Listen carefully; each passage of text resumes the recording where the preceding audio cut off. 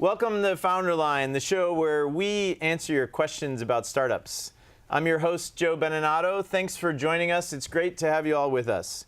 FounderLine's all about helping people with their startups. So you might be someone who's thinking about starting a company, or maybe you've already started the company and you're facing a situation that you need some help with. Maybe you're a potential employee who's thinking about joining a startup and you want to ask a question about what's life like, or is this company doing well, or whatever it might be. In any of those situations, we want to see if we can help you today. This is a live show, and it only works if you ask us questions. We've gotten a number of questions already, but it's great if we get some more during the show. The best way to do that, two ways. One is to email us. The email address is help@founderline.com. And the second way is via Twitter. You can tweet at us. The handle is @FounderLine. With that, let's get started. Our guest today is Jason Lemkin, who's a managing director of Storm Ventures, where, he focuses on early stage SaaS and enterprise startups. He's the founder of the SaaS community for SaaS executives, and previously started two companies, EchoSign, which was acquired by Adobe, and Nanogram, which was acquired as well. He's an investor in a bunch of SaaS leaders, including Talkdesk, Parklet, and Rainforest QA. Jason, welcome, and thanks for joining us Thanks today. for having me. Yeah, it's great. Great to have you here. So before we dive in, let's spend a few minutes just talking about your background as an entrepreneur and an investor. You started a couple of companies. Yep. Nanogram, which I guess was in the nanotech space. It was, right? yeah. And EchoSign as well, which more in the digital media space. So maybe talk about your experiences starting companies and growing them, and eventually helping them get acquired by larger companies. Well, I mean, first of all, it's hard, right? Starting companies is friggin' hard, right? Yep. Usually what I find is, the first one people do, the reason they do it because it's hard, they're just ignorant. They just don't know, right? So I started my first startup. Was that the case with you? Yeah, it was late 2002. The world had ended, right? There were no companies anymore, right? I mean, and what else are you going to do? Might as well start a company, because otherwise we'll have no job. Yep. So I grabbed the piece of technology from an R&D experiment that had failed. I grabbed the most junior engineer in our company that had led this little experiment, and we just started a company. We raised $9 million in venture capital and started our own company, right? Downside, in end of 2002, the pre-money was 2, so we raised 9 on 2. Oh my God. And I had to sign a $750,000 full recourse promissory note along with the VC's money. Wow. And it was, for all the VCs in that company, it was the only deal they did the whole year. So very different times, right? Yeah. Makes no sense. I mean, why would you assign your house? Like, I gave away my house, my wife's car, everything, right? Makes no sense, right? Wow. So anyhow, that was fun. So the company that bought us, right before we raised the money, I begged them to buy us for $50,000, and they said no. And then 12.5 months later, they had to pay $50 million. Wow. So it's not a unicorn, but that 3 orders of magnitude, that's pretty fun, but crazy, makes no sense, right? So somebody made some good money on that. Yeah, it was all good. We made good money, but the 9 on 2 was a little rough by current standards. That might be the most ridiculous valuation I've ever heard. And then, EchoSign, we built up to many tens of millions of dollars of business, but that first year is so hard, right? All the founder challenges, getting it off the ground, understanding what's traction, what matters, right? And it's just, the funny thing is we thought that first year was terrible, like that we'd failed, we hadn't achieved anything. But now that I actually know how hard it is to build a recurring revenue business, I'm like, wow, we had like 10 Fortune 500 companies, and we had thousands of customers, and we had great partners. It took longer, it was harder, So anyhow, what I digest that all is there's this Israeli startup saying that I can't find anywhere on Google, but I remember it was from like the mayor of Tel Aviv, and it's 0 to 1 million, like impossible, because no one needs another like web service, another game. Like 0 to 1 million in revenue, impossible, right? 1 to 10, unlikely, right? It's too many people, too much work. But then 10 to 100. Inevitable, right? So that I've learned in recurring revenue, it turns out it's even more true. Because once you get to 8 figures in revenue, 10, 15, 20 million in revenue, even if you never ship another feature, even if you piss off your customers, it'll take years and years and years to die, right? And you can find more customers in the meantime. You can always find more customers, right? So the real key is getting to inevitable, right? And so if nothing else, when I tried to invest with founders well before they're at $1 million in revenue, but if whatever you do at 1, just get to 10. Like, don't screw around. Don't like launch a new edition unless it's going to get you more revenue. Don't do a new cool this. Just put your head down and get to inevitable, and then it just all gets easier. And turn the crank, right? Turn the crank, yeah. Awesome. Well, so after you did EchoSign, Yeah. I don't know, is that when you started SaaSter, or? No, I had a stint where I was a VP at Adobe, so I learned what it was Okay. like to be a VP on the inside in the Fortune 500 with the corner office and the 2 admins, one for external meetings, one for internal meetings. Wow. And I did learn a lot about that, true enterprise performance reviews, and actually it's interesting, I've done a bunch of HR investments that I wouldn't have done if I hadn't have been a VP in the Fortune 500 dealing with HR drama, Yeah. right? So Yeah. so I did that, took some time off, and then became a VC. But interestingly, the real story of the community is when I was a VP at Adobe, and I was a corporate VP, there's like 40 and 16,000 people. So there are social media limitations, which makes sense. You're representing a historic brand. Right. So if you want to tweet or if you want to blog or do any of these things, it needs to go through PR. And so I decided like a 30-day turnaround for a tweet was a little long. So I got out the HR policy, and it was prescriptive, and it said what you couldn't do, but it hadn't been updated in years. So it said you can't Bebo, you can't MySpace, you can't GeoCities, you can't do all these things, but it didn't say you couldn't Quora. So I decided I'd sold for better or for worse, and I would just answer all the questions and tell everything that I screwed up. Because right? of a loophole. And I decided I have nothing left to hide. I don't have to pretend I know everything. Yeah. So it turned out today we crossed 1,300 SaaS answers on Quora. Wow. Right? So the blog's done well, and we get about 1 million views a month. But this Quora loophole was kind of the back door that created this community. Wow, that's awesome. And now that you're gone, obviously you can do whatever you want. So you can have a blog. And I kept waiting. They would come to the corner office and say, you know what, this Quora thing is not cool. We've updated the policy. We call this the Jason rule, You'd right? think. I got called up to the HR's office several times, but it was just never about the Quora. Wow. Right? Yeah. Awesome. Well, so now, doing investing at Storm Ventures. Yes. And, I know for a lot of us who have been entrepreneurs who then cross over and start going into the investing side, it's a different world, right? It's a different world. I love investors who have been entrepreneurs because you know what it's like sitting in that CEO chair and what it's like trying to raise money, and maybe the metrics aren't there or whatever. So maybe talk about that transition from being the entrepreneur to now being on the other side of the table and being the VC. It is it's certainly very interesting and sort of semi-cathartic to founders, I've learned, right? First of all, let me step back. I'll tell you one learning, let's talk about that. The third of 3 categories of VCs, founder CEOs, they perform the worst results. As VCs? Yeah, the worst results. Now the VPs that were a VP at Twitter or whatever, they can do quite well. Huh. But the CEOs, they tend to be rash, they tend to have trouble in partnerships, they tend to cycle out quickly, they don't have the top returns, right? And so what I learned is that founder CEO, if you're an entrepreneur, that's the VC you want. You want someone that's been through it with you. Right? You don't want the guy in the suede loafers like calling you from the country club, telling you how to run your company. He doesn't know what he's talking. You don't want that dude, right? Yeah. But from an LP perspective, and LPs are the folks that invest in VCs, not so clear that the CEO is really who you want. The data, Andreessen Horowitz perhaps over time an exception, but still an interesting firm. But data suggests it's not necessarily the winner. Anyhow, so that's just an interesting So the deck's learning. stacked against you. Deck is stacked against you a little bit. I mean, it's not like an order of magnitude difference, but the results are materially worse.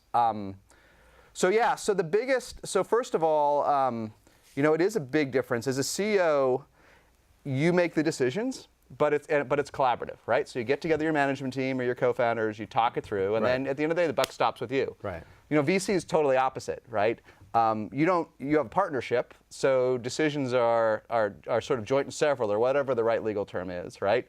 And it's sort of semi-collaborative, but actually you're each game hunters. You're each out there sourcing, managing, closing your own deals, and you're a bunch of game hunters to get together for a few hours on Monday and talk about your shared, right? So it's kind of like, I learned that VC is kind of like and I may have this wrong, but I think it's like a gymnastics team going for medals in the Olympics, right? There's like shared medals, like we all want the gold, but it's kind of an individual sport. You high-five each other when you get off the bounce. You high-five, and the LPs certainly, who are the folks that invest in VCs, they judge you very individually, right? And the real learning, the other thing that's interesting is from the LP perspective, you're just a number.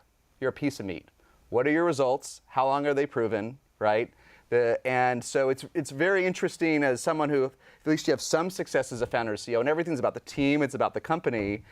And then at least for the first 12 months I was a VC, like the LPs just looked through me like cellophane. They're like, because I didn't have a track record yet. You have no IRR. Yeah. Right? So okay, so you made 5 or 6x twice as a founder. We don't care. What's your what cash on cash have you as a professional invest? And that's a fair point, right? So I haven't returned a nickel yet, but I have some pretty good markups now. So at least there's indicators of possible success. But yeah, that's just sort of fun. And so the Uber learning is whatever you're doing in life, when it's new, you always have to prove yourself, no matter how much success you had before. And it is interesting. But I think the biggest challenge is going from that hyper collaborative environment as a founder, right? Yeah. Startups are so much harder than being a VC. I mean, 10 times harder, right? But it's like, it's like LeBron James and the Cavaliers. I mean, every night at least you're going into battle together, right? And there's another game tomorrow. That's another game. And actually, more than that, I realized, having done 2 startups with at least some success, looking back on it, the only thing that you really take with you is the team, the relationships, the journey, the mistakes, the successes, even the product. Who cares about the product? It's just there's a million products in the world, right? Yeah. And so it's that journey, and then, but the flip side of the VC is here's the one thing that's been really fun about the VC is seeing some of your founders eclipse you. It's not like your kids, it's not your company, right? But seeing some folks that you invest in very early, even in just 18 months, eclipse anything you've accomplished, there's no ego. That's like, that's what it's all about. That's awesome. Yeah, that's one of the challenges I find in angel investing is it's kind of a lonely existence. You're kind of on your own, and I find that I miss that collaborative environment of working with your team, even when you're struggling and like going through tough times, like.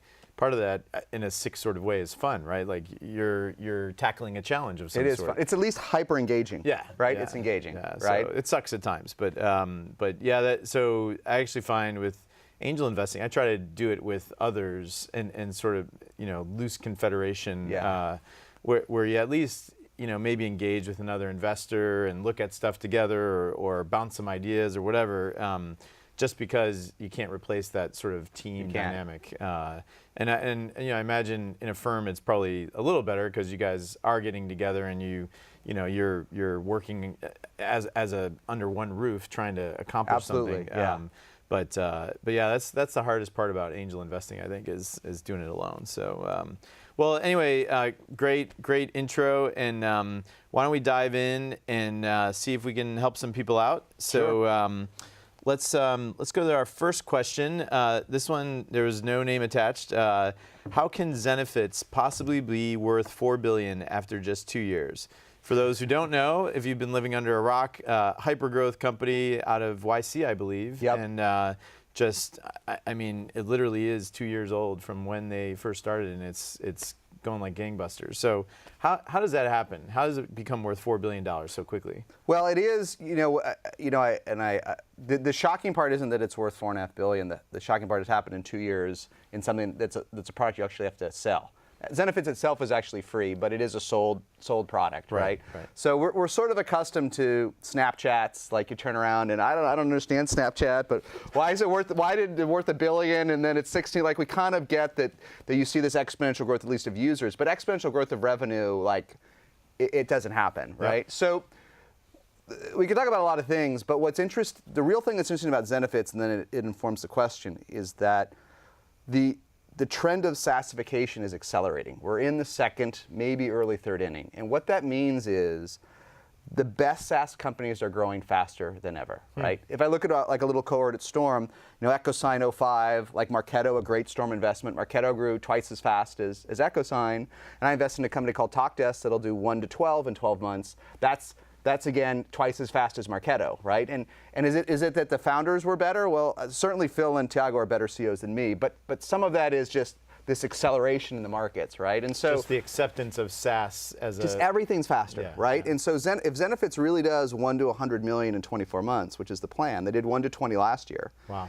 Then yes, even the valuation even for this year is difficult to understand. But if that 100 continues at that rate, then where the business is at the end of 2017, kind of, if you're leaning forward a year and a half, and everyone's leaning forward in this market, it's not preposterous, right? If it's doing 300 million at the end of the following year, times 4.5 for a company accelerating at that rate, It's not. No one's. Here's the learning of all this crazy stuff in the unicorns today. Yeah.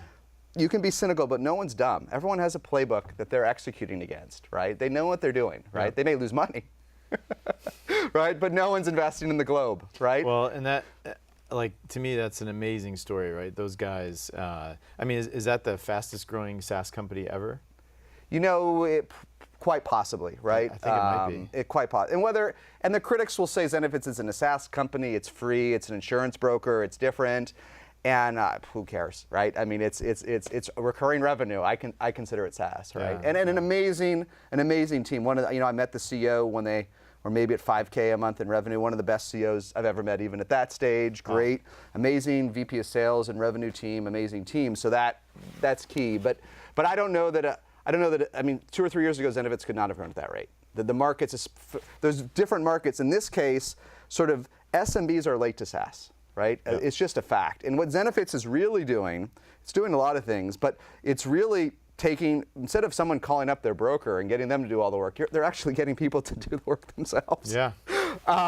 And just a couple of years ago, I don't think most SMBs are willing to do that. Clearly, we've reached a tipping point where thousands and thousands of small businesses are willing to do the work, right? Yep. And create their own mini HIRS system on their own. And that's, so sign of the times, right? Having said that, the fact that NASDAQ has almost quadrupled in 4 years clearly contributes to the valuations that we see. Well, awesome for the market, and and a great team, great company. Yeah, that's great. All right, well, Anonymous, thanks for the question. Let's move on. This one is from Preston. It says, first-time caller, long-time listener. So, Preston, thank you for tuning in occasionally. Jason, you often talk about tilting up market once you have a couple of larger enterprise use cases. In your experience, is there a good systematic approach that your product dev team should take in determining how the product needs to evolve to match the needs of the larger enterprise? Does that make sense? It does make sense. Because I don't know this. Let me kind of simplify it. I think what the question is. So it's early, and you get a couple big customers, 1 or 2, a couple whales. Your products typically sells like me. When I launched the product, not only was it free, but we didn't even have a payment page. Ignore that for the moment. But maybe 4 months in, the average customer was paying $99 a month, and then we got Dell, G, Brooks Eckert Pharmacy, BT, a bunch of others, all who paid between $50,000 and $100,000. So how do you go from $99 a month to $50,000 and $100,000, right? Okay. And I don't know that there's a magic answer, but here's the one thing I can distill it down to. One that happens sometimes, and it's happened with other companies, it can create internal chaos. A lot of folks, because the thing is, the bigger the customer, the more they kind of complain and ask for stuff. Okay. Absolutely. And the closer you are to a freemium customer is more closer to consumer, and you just ignore what they complain about, right? I mean, if 7 people at Dropbox don't like the interstitial message, I mean, how many people use Dropbox? You just got to ignore them, right? But when Dell says or Google says, I need this, you may say no, but you can't ignore it. And so that's really the biggest part of the culture, because as founders, usually when we sell to businesses, we jump on a landmine, right? When someone comes in, we know whether this is a waste of my time or good use of my time. Yeah. But how do you drag the company there, right? And I don't know, it's cultural, but here's the one thing, if you tell your company this, that they'll buy into. Everyone struggles when they get that first one, that changes, that big enterprise customer. Tell them this, because then they'll know it's true. If you get 1, you know you can get 2. Is Dell really the only company on the face of the earth that will pay $50,000 a year for your product? Of course you can get another. Right? Of course you can get another, right?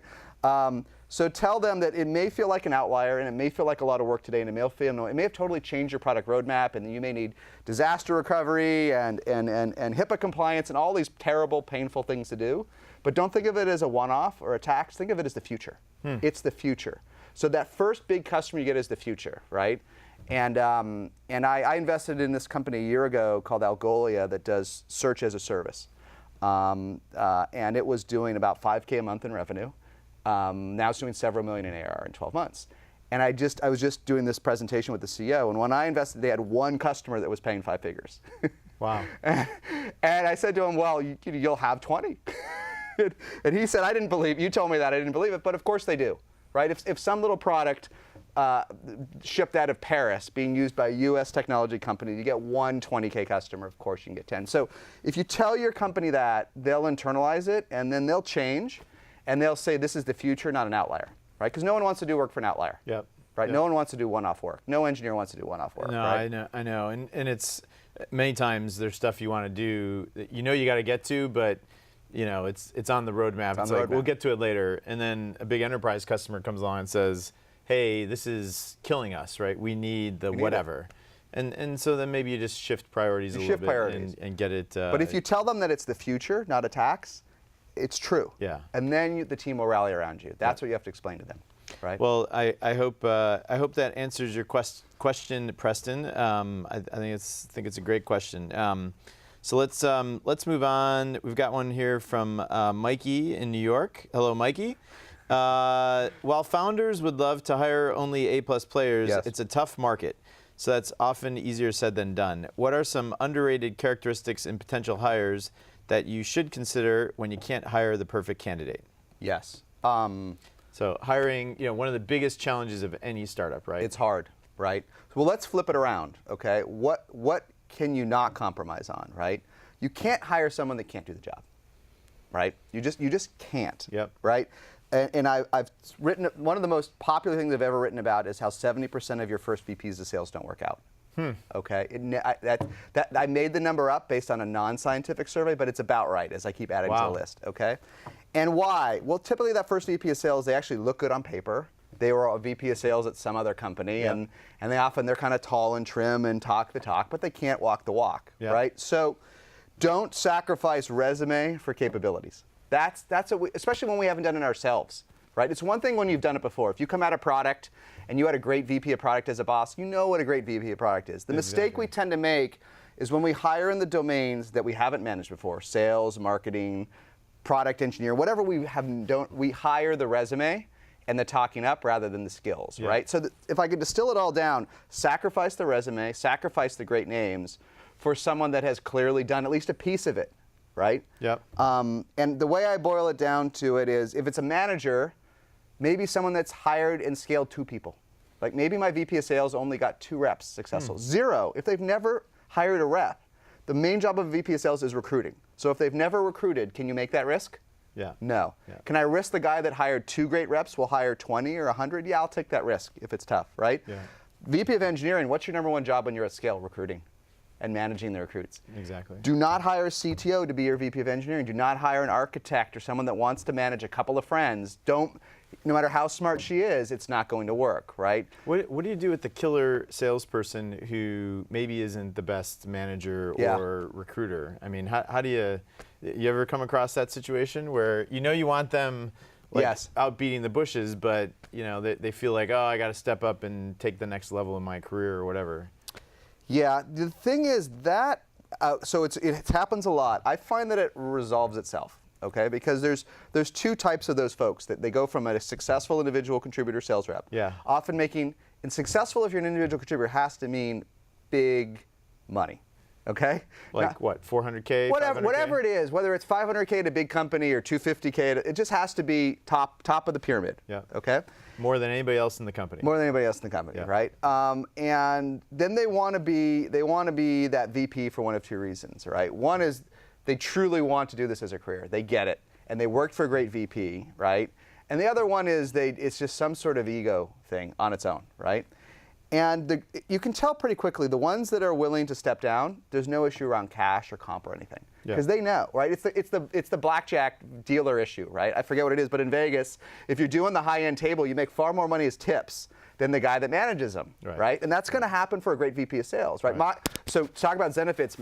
One of our best directors of sales is now VP of sales at Zenefits. Killing it, right? Killing it. He hired 100 sales reps last year in his first year on the job. Wow. Amazing. And he was our best SDR, and then he was our most successful enterprise sales rep, and then most successful sales manager, most successful everything, right? And when he transitioned under me from an individual contributor to a manager, he took 50% salary cut.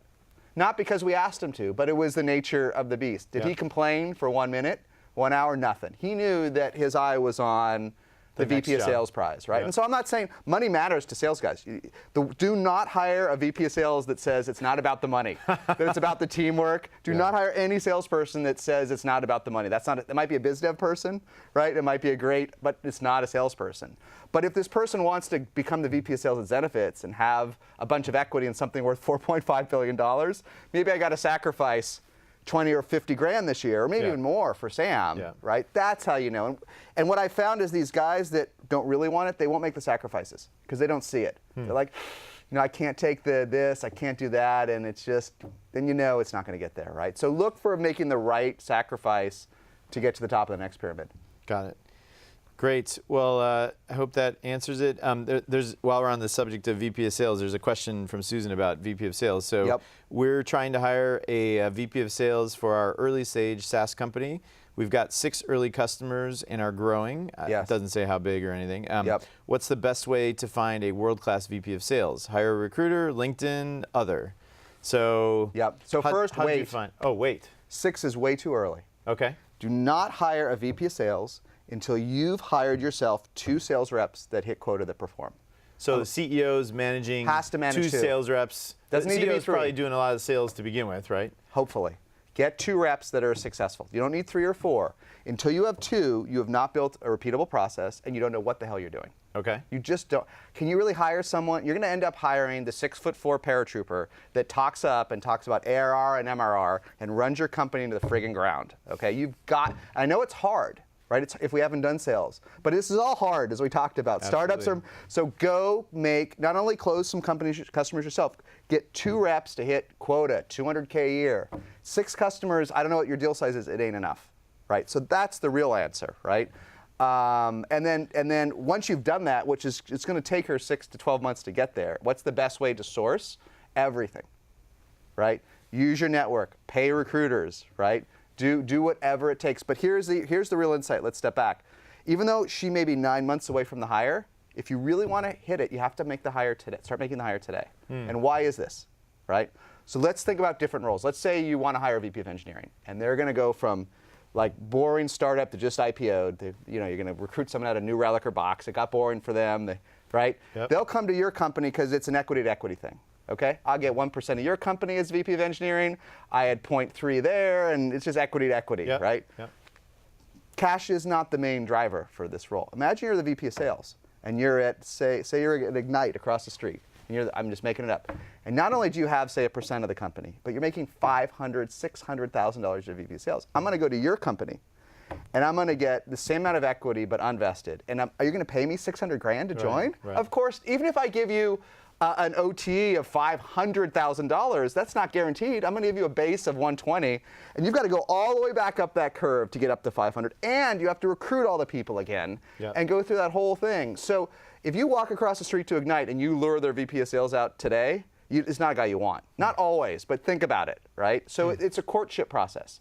And that guy, and I'm just having fun with Ignite because they're literally across the street. Whatever that company is, oftentimes with the great ones, unless there's a situational thing like an acquisition, like that's a great time to poach people, right? But if you want to pull someone out, a great VP of sales may need to sniff the tires, learn, get comfortable for months. So start now. And meet as many as you can, and just tell them you want to make the hire in Q3 or Q4. And they'll kind of watch the data. They'll points, watch the data point. Oh, it looks like it's picking up. All right, I can get on this boat as it's starting to take off, or whatever the right metaphor. The great ones, in many ways, are conservative, right? Because they may risk a lot, money and team. And what you learn with great sales teams, there's no attrition. Great sales teams stay together. They make a ton of money together. They go into battle together. They have fun, right? And so why would you want to leave your team? And you can never pull your whole team out to another company. It's just. What about time of year? Like does end of year bonuses come into this? Like, well, I'm interested. Only at big companies. Okay. And then they'll just wait till February 28th. They'll tell you. They'll start working with you in November, like on the side, and then. Yeah. I just recruited for one of my companies a VP of marketing out of a big public SaaS company, and they shook hands in December, and he started March 1st. It's just. It's okay. Got it. Well, some great advice, Susan. I hope that that helps. I love the, in this case, waiting is the right answer, right? Yes. And especially as hard as it is. Yeah. Right. Yeah. And unless you have no other choice, unless you're truly just have the world's best product truly, and you're just incompetent at sales, then break the rule. Yeah. Right? Yeah.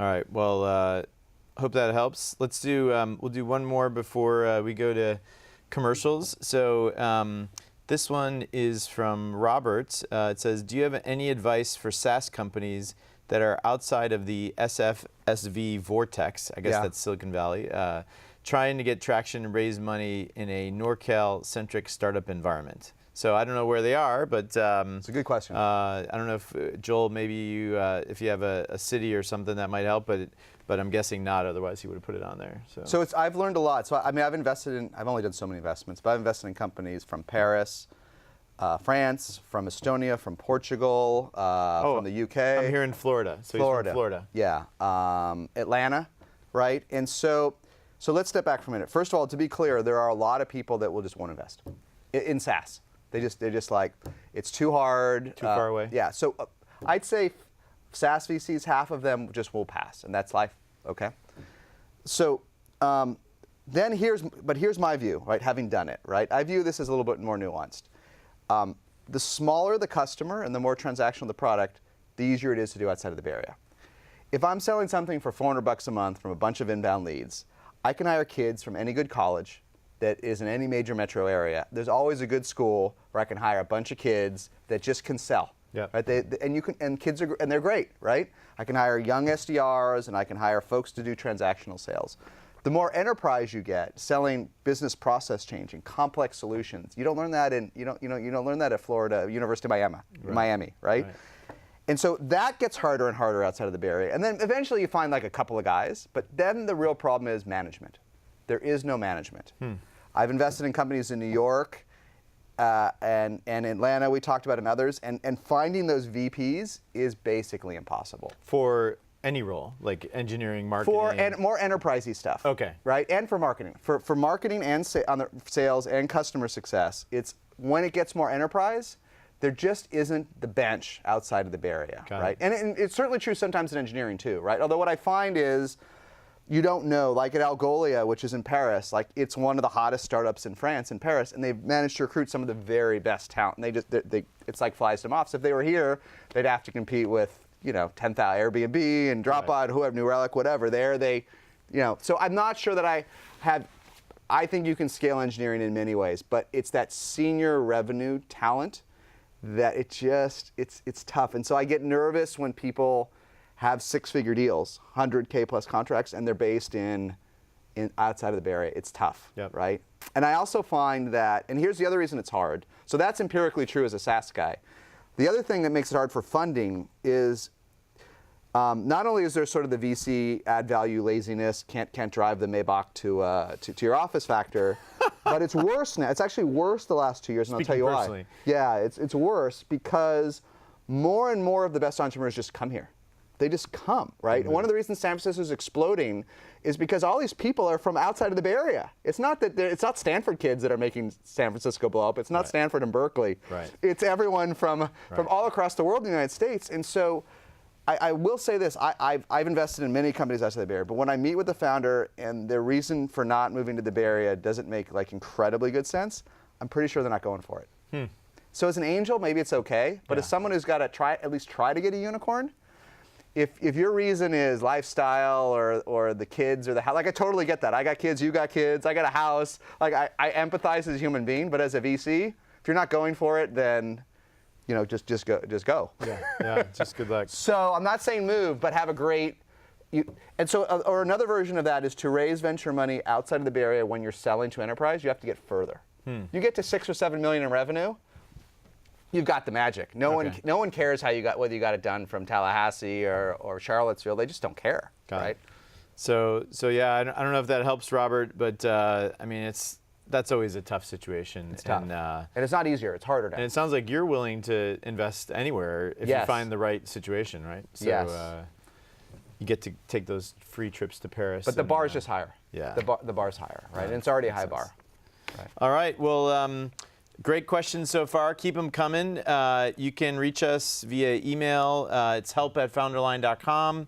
And you can also tweet to @founderline, and we'll see if we can help you out. But now we need to take a minute to thank our sponsors.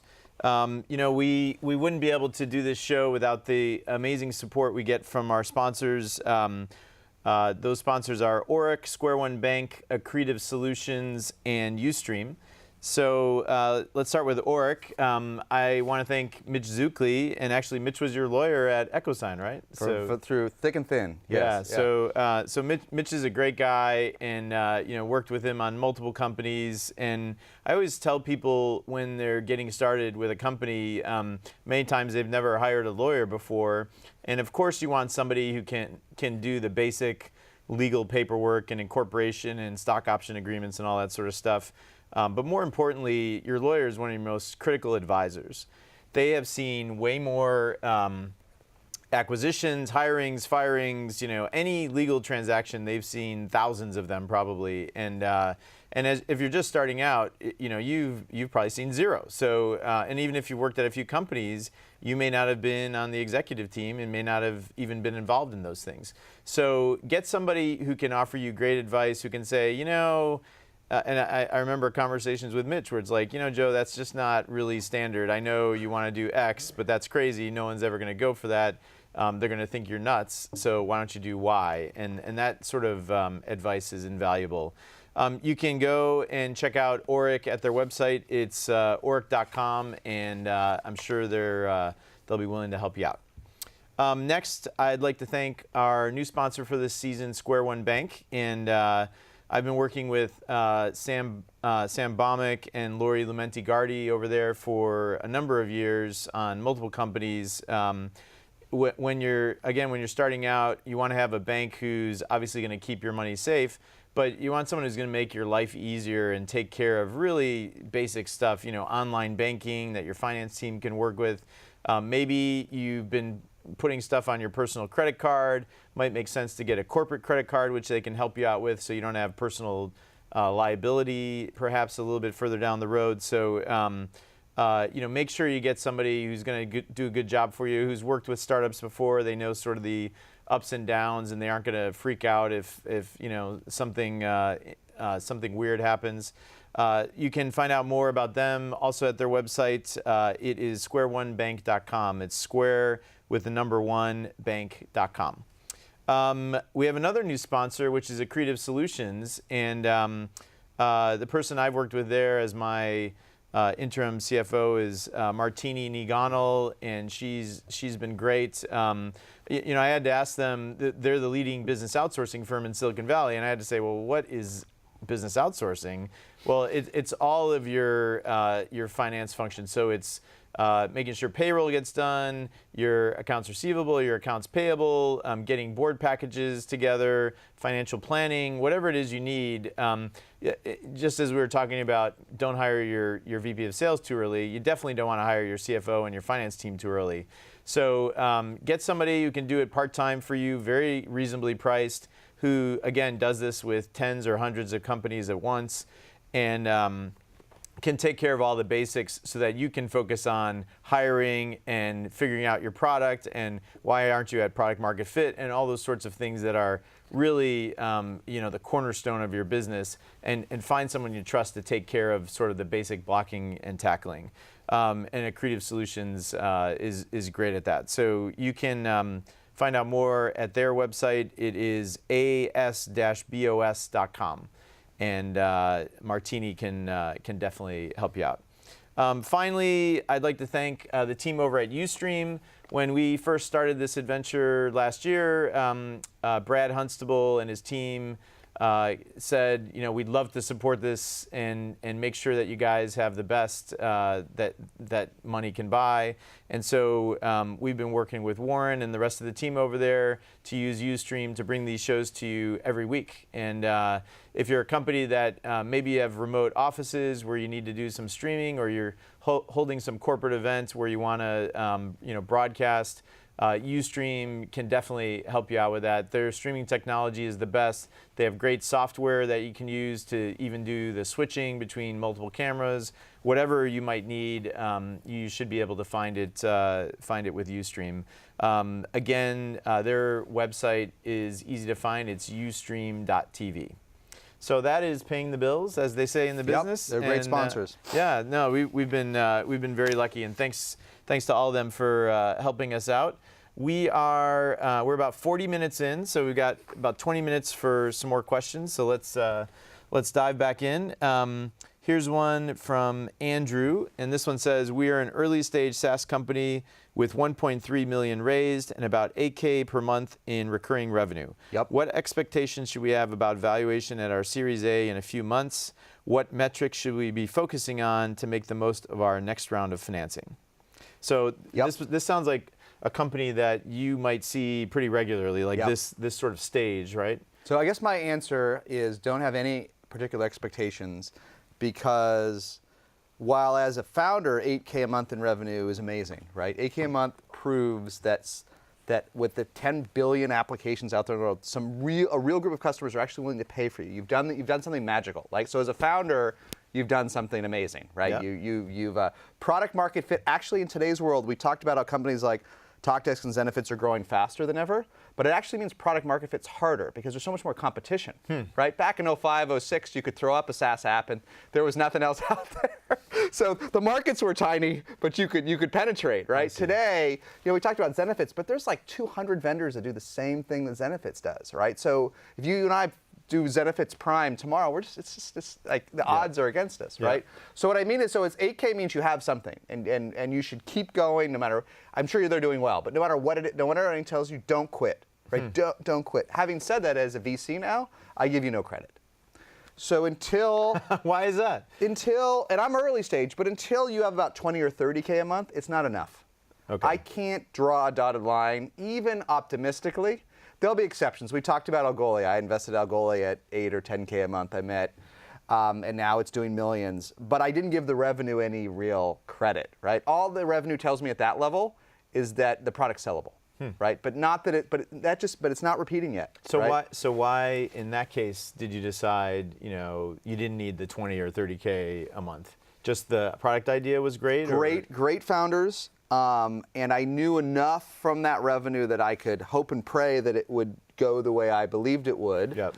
It was solving a problem, hosted search, which I'd lost a lot of hair on as a founder. So I had a false sense of comfort from domain expertise, which VCs always have false comfort from domain expertise. It's true of all my investments. But the question was valuation expectations. Yep. So if I met you, you certainly wouldn't count as a pre-revenue company. I'd give you full credit for having you get what you count as you have something interesting. But valuation, if you want to step up, come back at 20 or 30 for a small step Got up. it. And if you want a big step up, come back at 80 or 100. So my real advice, the question behind the question, is if you're not out of money, kick the can, wait. I see. Raise money in 3 to 6 months. I'll pay more. I can't overpay. I have a $180 million fund. I'm not Excel or Andreessen, but I'm willing to pay if I can afford it, whatever is appropriate for your stage. Sell less, raise more, wait.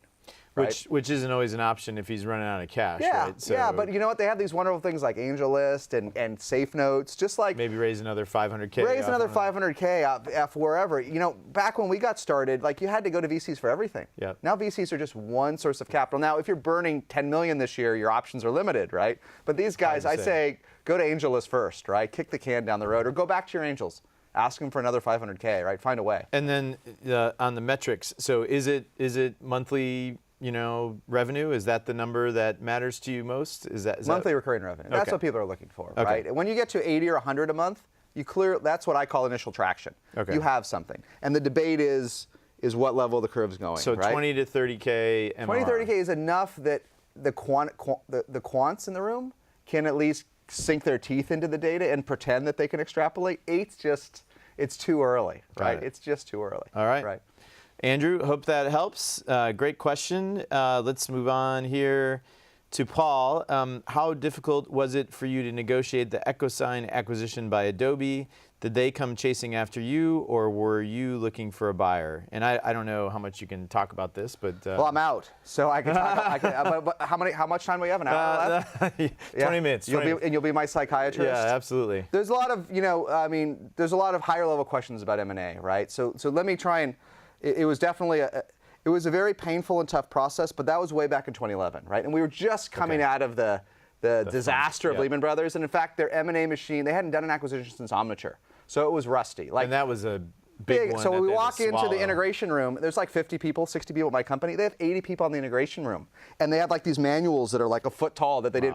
They blow the Omniture dust off, and they tell me, the CIO says to me, "I need 3 to 4 of your IT guys to do a Salesforce migration." I said, "I'm a SaaS company. I don't know, like we're speaking French and and English here, right?" So and they've gotten better since then. I know from other founders. So it was a rough process. But it was a long time ago in internet time. The real question is, how do you get a decent exit? Yeah, we had another term sheet, another suitor on the offer, and the simple answer is Adobe got wind of it, and instead of taking 6 months to make a decision, got us term sheet in 3 days, right? But the learning from that is classic multiple. And in this case, it was true. It wasn't faked, right? The real reason you hire an investment banker is to get you fake other offers, right? It always works, right? And Different topic. Did you? So were you already talking to Adobe? But here's the interesting part. So we weren't. Okay. There was another transaction that was pretty far down the path. That was a very different transaction, which who knows whether that was a good idea. But they got wind of it and they outbid the initial transaction. But the learning from it is that was a relationship that stretched back to 2006. Right, it stretched back years, and so, selling's a tough thing, right? I sold my first company after 12 and a half months. It was the toughest 12 and a half months of my life, but whatever. It's 12 and a half months, right? Yeah. 5 years, it's like selling your child, right? So, but if you do want to have optionality, you do want the ability to sell, build these relationships. Just build them. And right? were they a customer already, or what was partner relationship? But just people once you're pre-hot or hot, they'll reach out to you. You don't actually have to, like, you can go reach out to them. But, if you're in like TechCrunch every week, eventually, or whatever it is, I mean, eventually, there's people whose jobs in their corner offices to keep track of the 10 or 20 interesting companies. So they'll find you, take the meeting, and be respectful, right? And realize it may be a waste of your time, but you don't know where it's going to go. Got it. Right?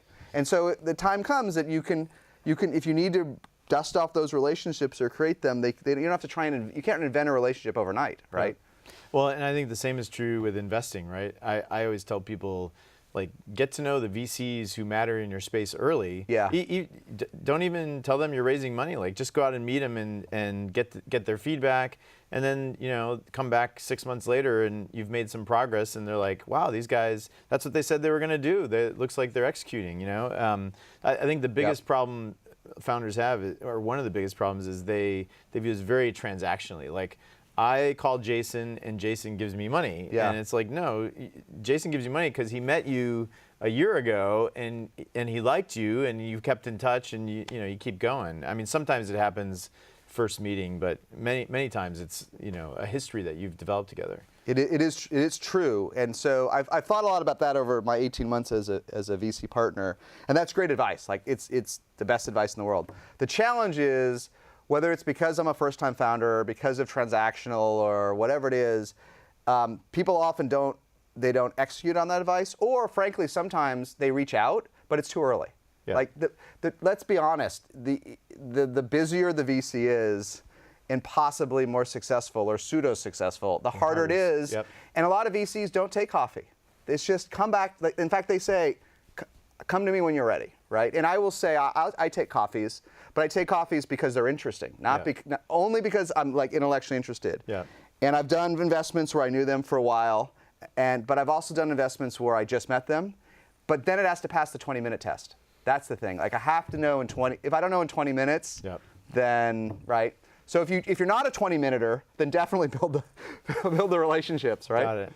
Well, and I think in your case, the EchoSign acquisition, it's a perfect case of that saying, companies are bought, they are not sold, right? Like Adobe, you knew them already, yes, and they caught wind of it, and next thing you know, they're coming after you. And those are, if you're in trouble and you're out like shopping your deal around, they can smell the blood in the water, and it just makes you less attractive, right? So I'm sure it's happened many times in your experience, but I've never seen shopping the desperate company ever work even once. Right? I've seen it work, but it's ugly. But you've got to fake it somehow or do something, right? It's tough, right? Yep, there's an art to that.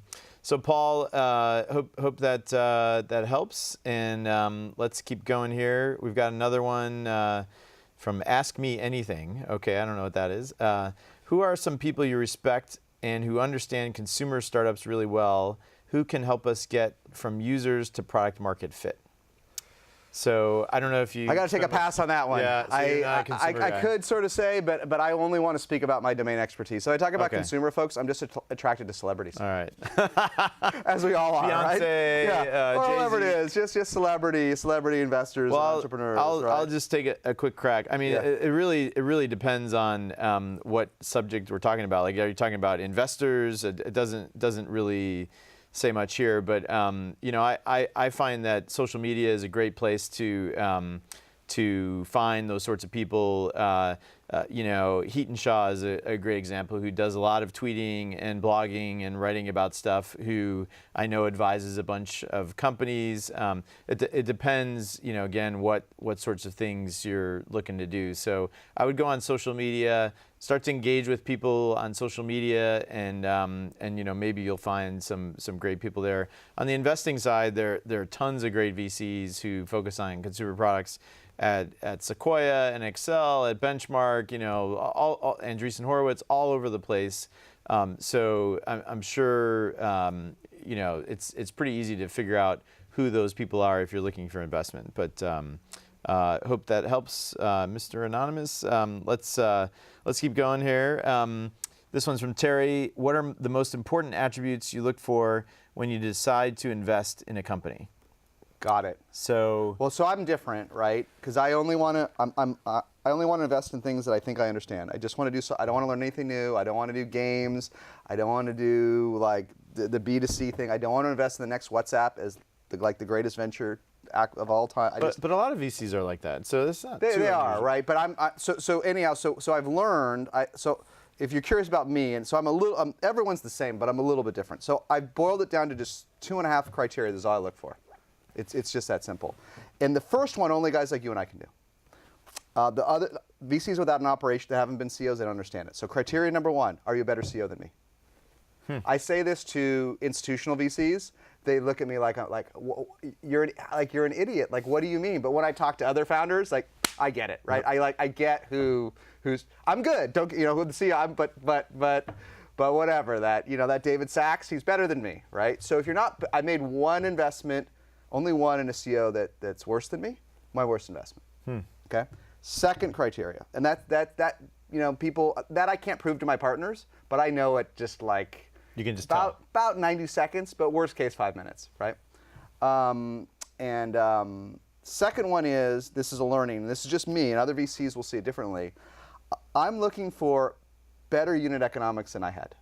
So what I learned is you can build a company like an EchoSign or a Box at a certain average price point. But if the price point's higher for the exact same amount of work, and I'm being simplistic, you can just get there faster, right?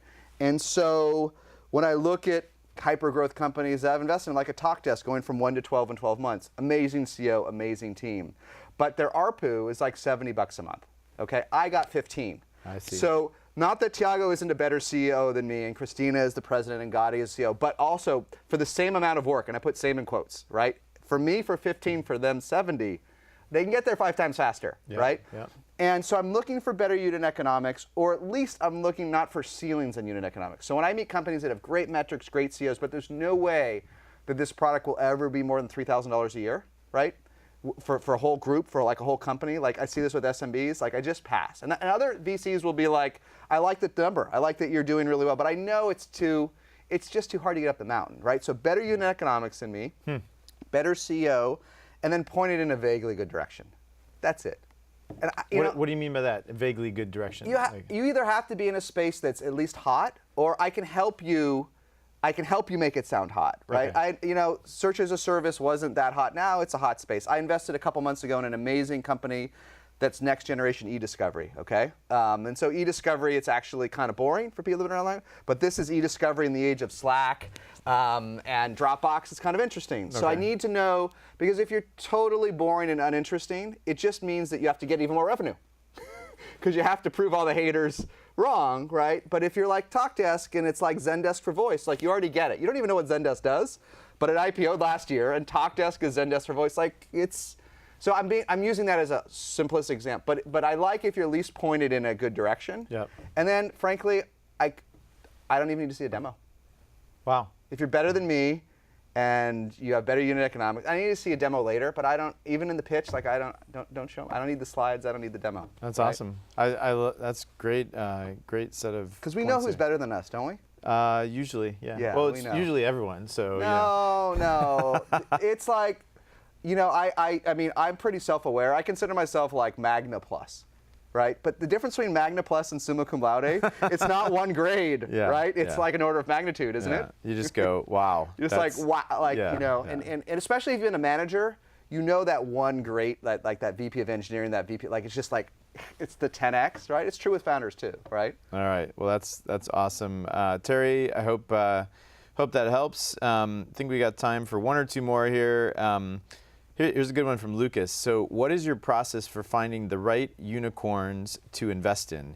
Do you focus on high quality referrals, leads from your SaaSter site, other?